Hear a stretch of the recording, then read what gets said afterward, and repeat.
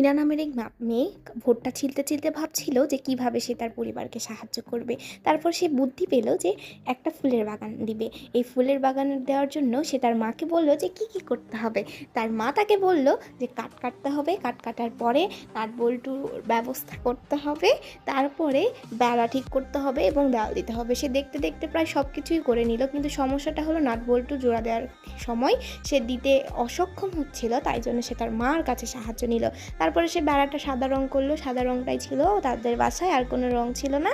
সে সাদা রং দেওয়ার পরে সে এখন তাদের বাসায় একটা ছাগল ছিল, সেই ছাগলের হাত থেকে বাগানকে বাঁচানোর জন্য বাগানের চারপাশে ইটের একটা দেয়াল দিল।